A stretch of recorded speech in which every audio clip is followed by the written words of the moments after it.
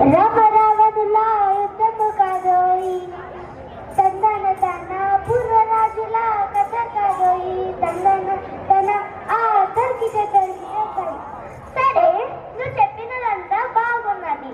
ఈ కథ కాదు, ఆ కథ కాదు, మరి ఏ కథ కాకపోతే నువ్వు చెప్పదలుచుకున్న కథ ఏమైనా చెప్పేదవా? నేను ఊరికే కాలయాపన చేసేవా? చెప్తా. ఈ రోజు నేను ఒక మంచి విషయం చెప్పబోతున్నాను. డిఎస్సి విద్యాలయం గురించి చెప్పబోతున్నాను. దొరికితే ఓహో, అందుకేనా నువ్వు డిఎస్సి జేజేలు అన్నావు?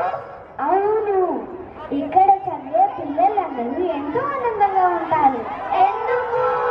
ఇక్కడ విద్య ఒకటే కాక ఆటపాటలతో చదువు చెబుతారు. ఈ విద్యాలయం ఎక్కడుంది? మన హైదరాబాద్ లోనే ఎంతో పేరు పొందిన విద్యాలయం ఇది.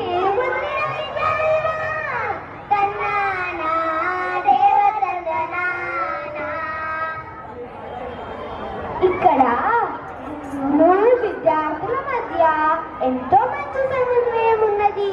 మంచి సమన్వయం ఉందా?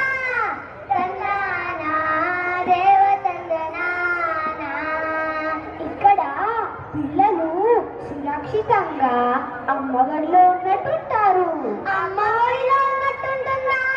భలే భలే.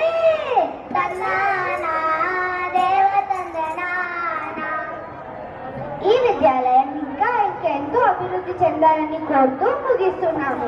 ఈ